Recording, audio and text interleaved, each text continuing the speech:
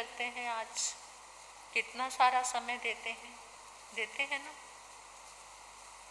आप कहेंगे महाराज होकर कैसी बात कर रहे हो। महाराज जी जैसी ही बात करूंगी, लेकिन सौंदर्य बढ़ाने वाली बात करूंगी। यानी बढ़ती उम्र में हम सुंदर कैसे दिख सकते हैं। देखिए, इस संसार में दो तत्व हैं जिससे ये पूरा संसार बना है। वो दो तत्व हैं जीव और अजीव।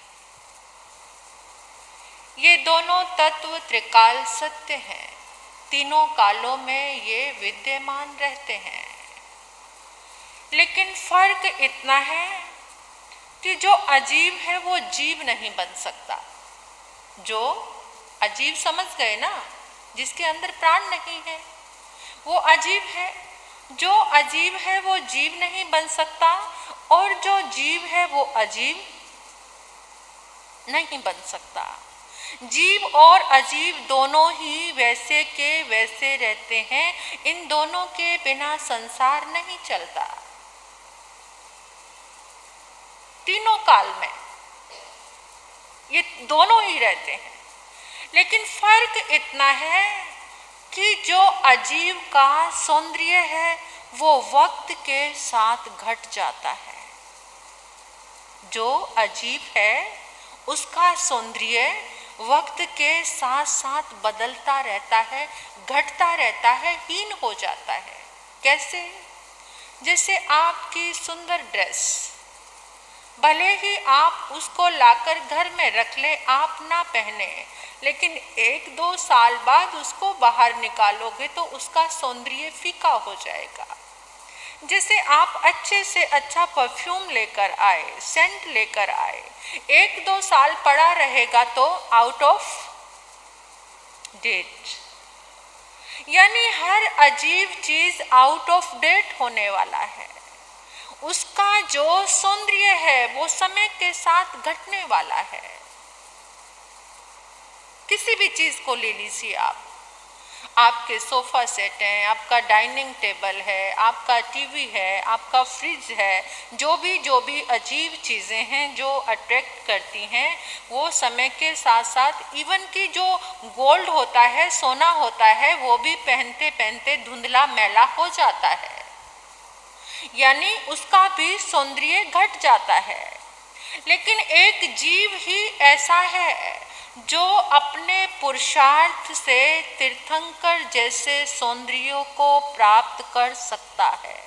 एक जीव ही ऐसा है जो इतना पुरुषार्थ करके बहुत सुंदर दिख सकता है, बहुत सुंदर रह सकता है। आपको पता है, तीर्थंकर जब दीक्षा लेते हैं तो वो नग्न होते हैं, पूरे वस्त्रों का वो त्याग कर देते हैं। तो जो देवता आते हैं उनके कंधे पर एक देवदुष्य वस्त्र डालते हैं। जिस समय तीर्थंकर की दीक्षा होती है, वो दीक्षा लेते हैं तो वो बिल्कुल नग्न होते हैं, सारे वस्त्रों का, अलंकारों का त्याग कर देते हैं, वो बिल्कुल नग्न हो जाते हैं। लेकिन देवता उनके कंधे पर देवदुष्य वस्त्र डालते हैं। देवदुष्य वस्त्र डालते हैं, वो भी परमात्मा महावीर का तो एक झाड़ी में उलझ गया था और वो वस्त्र फट गया था। तो किसी न किसी तरीके से, क्योंकि उनको तो मोह होता नहीं है उस वस्त्र से कि हमारी तरह वो संभाल संभाल कर रखें जैसे हम संभाल के रखते हैं अपने कपड़ों को। वो तो जो जहाँ गिर गया वहाँ गिर गया, उनको किसी चीज से कोई मोह नहीं है। और तीर्थंकर की एक बात देखो, तीर्थंकर जो होते हैं वो नग्न होने के बाद भी कोई उनको देखे उनके अंदर विकार भावना नहीं जागती। इतने निर्विकारी होते हैं, इतने निर्विकारी होते हैं कि जिस समय तीर्थंकर अपने गृहस्थ में रहते हैं वो सहजिक क्रिया करते हैं, यानी अपनी पत्नी के साथ भी रहते हैं तब भी वो निर्विकारी रहते हैं। उनके अंदर कोई भी विकार नहीं जागता। ये कितनी बड़ी बात है। जिसके अंदर विकार नहीं जागता उसका सौंदर्य कभी कम नहीं होता। उसका सौंदर्य यथावत रहता है, उसका सौंदर्य वैसा का वैसा सुंदर रहता है।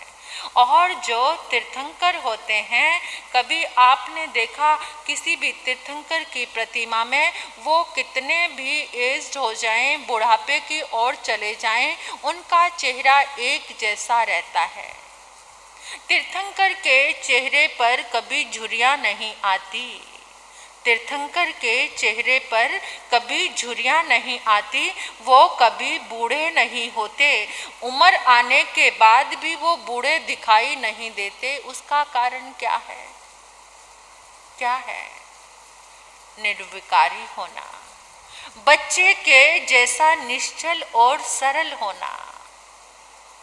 जब आप बच्चे को गोद में उठाते हो तो आपका ध्यान उसके चेहरे पर होता है। बच्चा नग्न भी होता है तो आपका ध्यान कहाँ पर होता है? उसके चेहरे पर होता है। उसकी नग्न अवस्था पर होता है आपका ध्यान?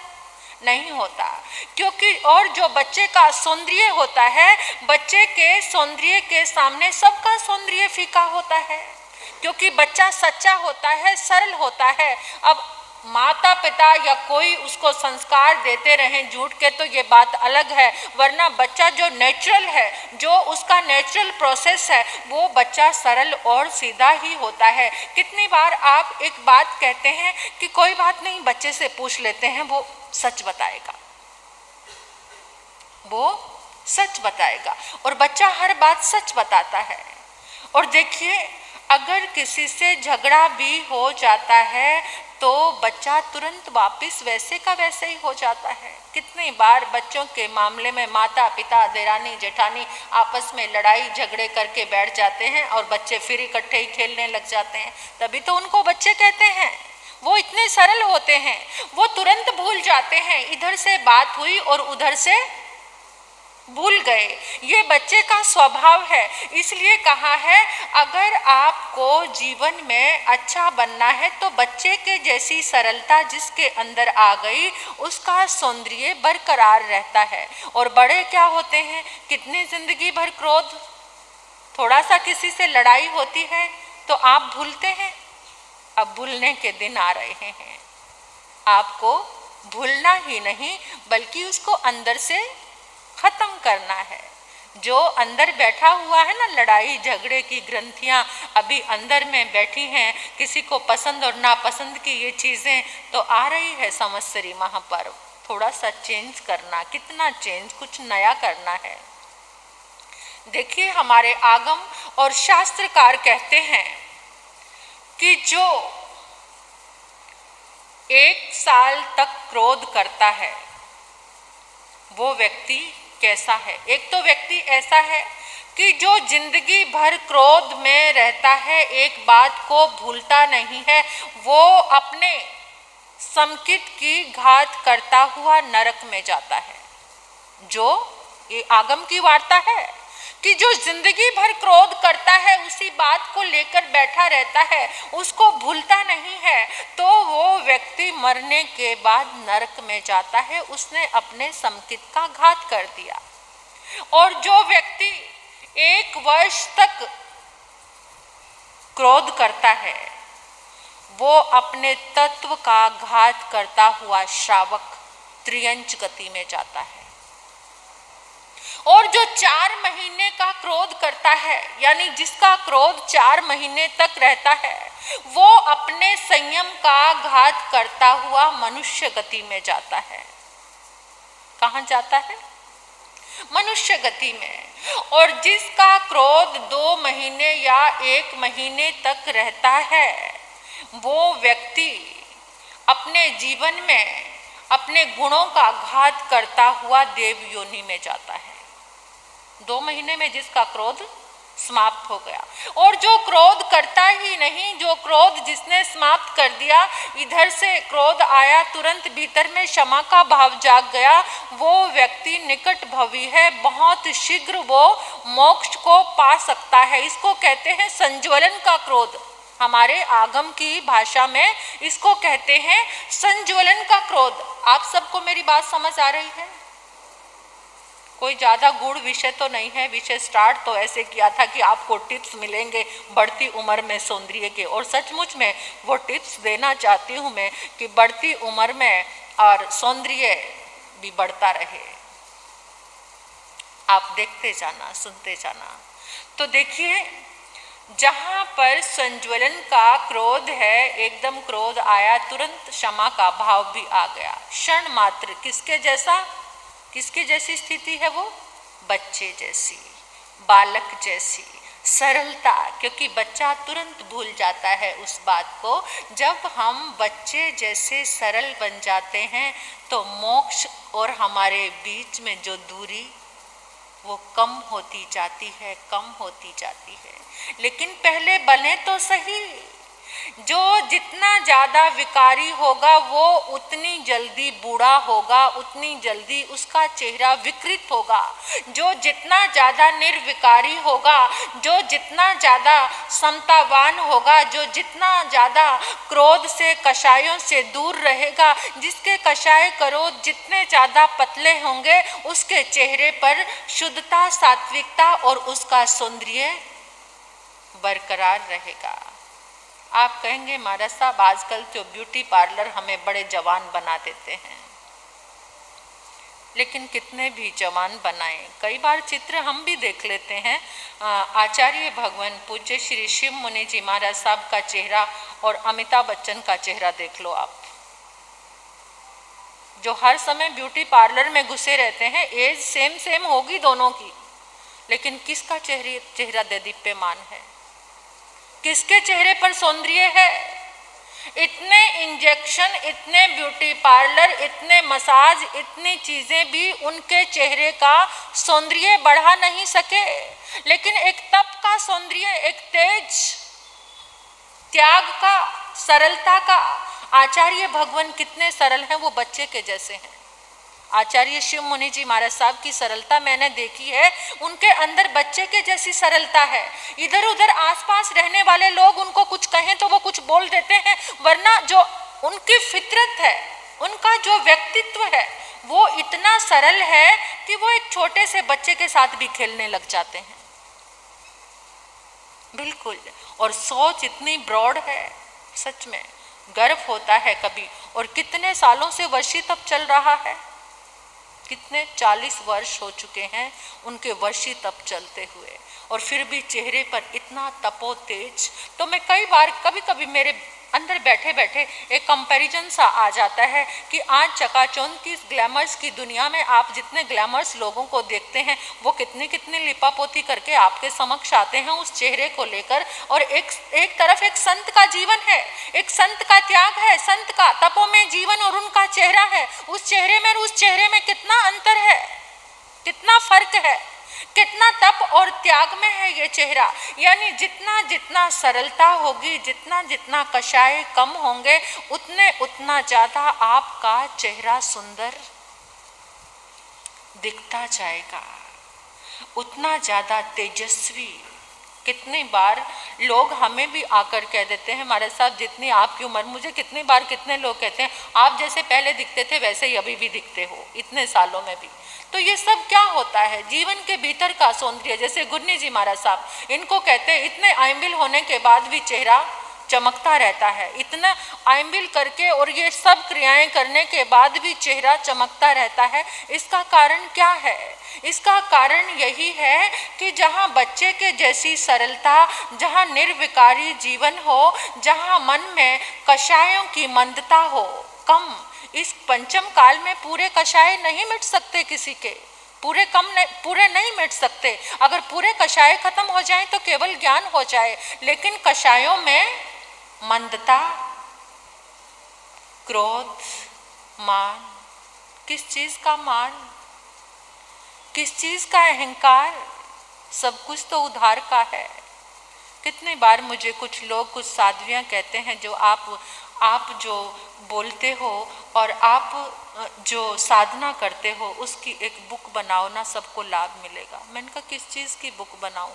पहले ही सब कुछ उधार का है। सत्य बोल रही हूँ ना, सब कुछ उधार का है। चोला उधार का, जीवन उधार का, ये जिंदगी भी उधार की है। एक एक अक्षर उधार का है। भीतर में मुझे कोई ज्ञान नहीं कि मेरे भीतर में हाँ कुछ अनुभव, किसी समय कोई चिंतन उभरता है, ये जरूर होता है। लेकिन पढ़ती तो किताबें ही हूं ना, आगम की वाणी को ही पढ़ते हैं, अपना तो कुछ भी नहीं। किस पर अहंकार करके लिखना शुरू करूं, क्या लिखूं? कुछ भी तो लिखने के लिए नहीं है, सब कुछ तो लिया हुआ है। और जो उधार से ली हुई चीज, उसे अपनी बनाकर कैसे पेश करूं? सत्य कह रही हूं, ये सत्य है। उधार की चीज को अपनी बनाकर कैसे पेश करूं? ये एक कर्म मिला हुआ है। इस पाठ पर बैठकर दो शब्द बोलने की ताकत गुरनी मैया ने दी, वरना तो अपना कुछ भी नहीं है। इस अहंकार को गलाकर जो आगे बढ़ता है, जो सोचता है, वही परमात्मा के नज़दीक। मैं इतना अच्छा बोलती हूँ, सब लोग तो आकर मेरी इतनी प्रशंसा करते हैं, महाराज साहब आप तो इतना अच्छा बोलते हो, इतना अच्छा प्रवचन, मैं आकर मान में फूल जाऊं उधार की चीजों में? बहुत गलत होगा, बहुत गलत। तो इसलिए ये कहा है कि जो तुम्हारे पास है कुछ भी तुम्हारा नहीं है। किस चीज पर क्रोध कर रहे हो, किस चीज का मान कर रहे हो, माया किससे कर रहे हो? छल। जब तक ज्ञान नहीं होता, जब तक सद्बुद्धि नहीं आती, छल उभरता है, माया आती है। लेकिन जैसे ही ज्ञान की किरण मिल जाए तो माया मिट जाती है। और जब माया करो तो थोड़ी आलोचना करो। माया क्या? अंदर कुछ है और बाहर कुछ बोलना, अंदर कुछ और बाहर करनी और कथनी में अंतर करते रहना, ये माया है। और ये माया सबसे ज्यादा क्या? माया त्रिग योनिया, माया त्रियंच योनि की देने वाली है। जो माया करता है वो पशु योनि में जाता है, वो नरक में जाता है। तो क्यों नहीं हम इससे बच सकते? हम बच सकते हैं। तीर्थंकर परमात्मा का जितना चिंतन करोगे उतने क्रोध कषाय तुम्हारे खत्म होते जाएंगे। तीर्थंकर परमात्मा का जितना ध्यान करोगे, जितना जाप करोगे, उतना तुम्हारा सौंदर्य बढ़ता चला जाएगा। तुम बढ़ती उम्र में भी सुंदर दिखोगे, सौंदर्यवान दिखोगे। क्यों? क्योंकि तुम्हारे पास चिंतन एक पावरफुल पर्सनैलिटी का है, एक पावरफुल व्यक्तित्व का चिंतन। जिसका चिंतन करोगे उसके जैसे गुण और धर्म तुम्हारे जीवन में आएंगे। देखिए दुर्योधन के साथ कौन रहता था? कर्ण सदाचारी था, अच्छा व्यक्ति था, दानी था, लेकिन निरंतर उसके पास चिंतन किसका रहता था? जिसके पास रहेंगे नेचुरल है, उसका चिंतन हमारे पास आएगा। तो उसका चिंतन किसका बन गया था? दुर्योधन का। और एक दिन कर्ण के सारे गुण खत्म होकर वो क्या बन गया? दुर्गुणी बन गया था। दुर्योधन की पूरी रिफ्लेक्शन उसके अंदर आ गई थी। और एक तरफ अर्जुन किसके साथ रह रहे हैं? किसके साथ? श्री कृष्ण के साथ। तो अर्जुन कृष्ण के साथ रहते रहते कृष्ण बन गए। जिस व्यक्ति के साथ तुम रहते हो तुम उसके जैसे बन जाते हो। जैसी संगति तुम्हें मिलती है उसका गुण धर्म तुम्हारे जीवन में आता है। रात को नींद नहीं आती, करवटें बदल रहे हो, उस करवटें बदलते बदलते भी चिंतन किसका चल रहा है? किसका? कल ये करना है, कल दुकान में ऐसा करना है, कल बेटे के लिए ये चाहिए, कल बेटी के लिए ये चाहिए, कल घर में कौन सा सामान लेकर आना है। और बहनें रात में सोती सोती भी कहाँ पहुंची होती हैं? या बच्चों के पास या रसोई घर में, है ना? तीर्थंकर के पास पहुंच जाया करो ना, फिर ब्यूटी पार्लर नहीं पहुंचना पड़ेगा। अगर रात को नींद नहीं आती तो तीर्थंकर के चिंतन में पहुंच जाओ ना, ब्यूटी पार्लर में नहीं जाना पड़ेगा। चेहरे पर तीर्थंकर के गुण झलकेंगे, वो सौंदर्य आ जाएगा। एक बार एक चित्रकार, एक फोटोग्राफर फोटोग्राफर के मन में एक बात आई और वो सोचने लगा कि मुझे एक ऐसे व्यक्ति का चित्र लेना है कि जो चेहरे से इतना खूंखार लगे, जिसको देखते ही लोगों को डर लगे, घृणा आ जाए, नफरत आ जाए, मुझे ऐसे व्यक्ति का चित्र लेना है। तो बहुत सारी जेलों में घूमने लगा, क्योंकि ऐसा व्यक्ति तो खूंखार कहाँ मिल सकता है, जेल में ही मिल सकता है। जिसने क्राइम किया होगा तो वो जेल में होगा। तो वो घूमता घूमता घूमता कितनी बार घूमता रहा, तो एक बार एक जेल में पहुंचा, उसे एक व्यक्ति मिल गया, बड़ी हुई उसकी दाढ़ी, क्रूर सी उसकी आंखें, उसका चेहरा एकदम ऐसा कि जिसे देखकर बच्चा तो थर थर कांप जाए और उस चित्र को देखते ही कोई बेहोश हो जाए, इतना ज्यादा डरावना।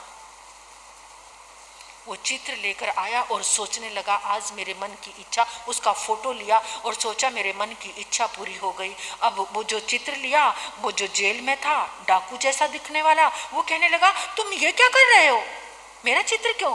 मैं तुम्हारा चित्र इसलिए लेने आया हूं कि लोग तुम्हें देखकर दहशत से भर जाएं।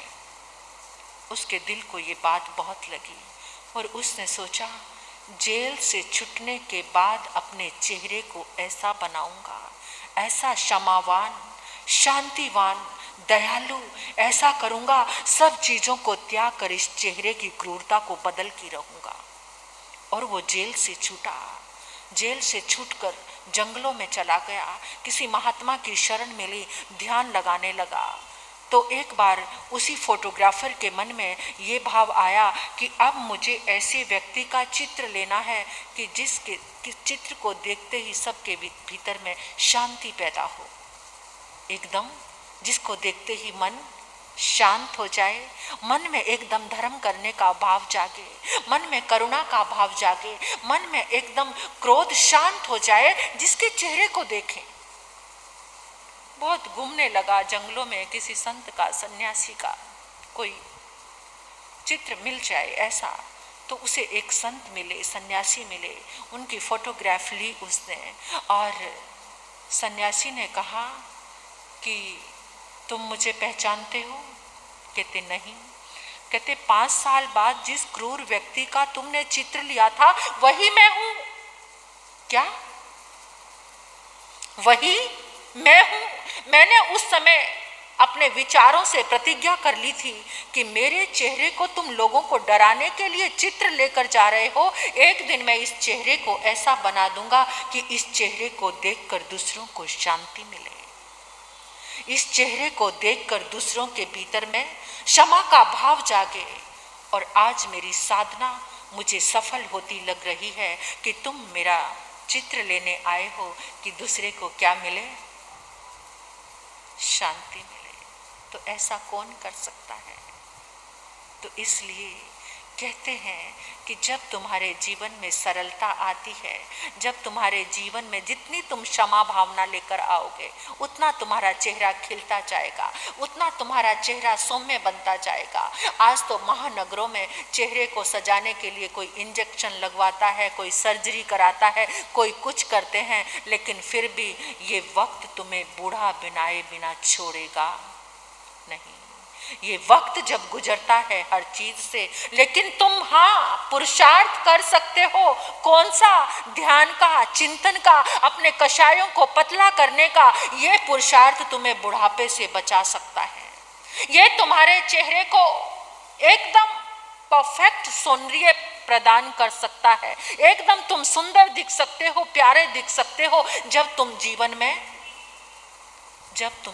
में कषायों से मुक्त हो जाओगे। पता है हमारी बॉडी में कितनी एनर्जी होती है? किसी वैज्ञानिक ने कहा है ये जो मोबाइल है ना, आप अपने घुटने के साथ, घुटने के नीचे की जो जगह होती है पिंडली के पास, अगर यहाँ पर 24 घंटे बांध के रखो तो आपको महसूस होगा कि मोबाइल कुछ चार्ज हो गया।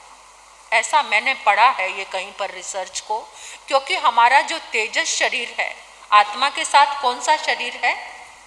आज मैंने सारी अध्यात्म की वार्ता की है, लेकिन इस अध्यात्म की वार्ता में कुछ आपको जो मिला है उसको अगर आप आगे बढ़ा सकते हो तो आप सुंदर दिख सकते हो।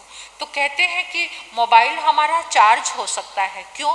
हमारा जो तेजस शरीर है, तेजस शरीर के अंदर इतनी ताकत है, इतनी शक्ति है, चार्ज करने की शक्ति है। अगर तेजस शरीर का तो आपने कभी चिंतन भी नहीं किया होगा कि हमारे पास तेजस शरीर है जो हमारे भोजन को पचा करके एनर्जी पैदा करता है। जो भोजन हम भोजन करते हैं, भोजन को पचाकर जो हमें एनर्जी देता है, वो हमारा तेजस शरीर काम करता है। और इस तेजस शरीर से हमारी बॉडी चार्ज होती रहती है। और लेकिन जैसे ही डिस्चार्ज हो तो तुम उस समय क्या करो, तेजस शरीर का चिंतन करके किसी महापुरुष के चिंतन में बैठ जाओ, किसी तीर्थंकर के चिंतन में बैठ जाओ। तुम देखोगे कि कैसे, क्योंकि तीर्थंकर का चिंतन कैसा है, एक निर्विकारी बच्चे जैसा चिंतन।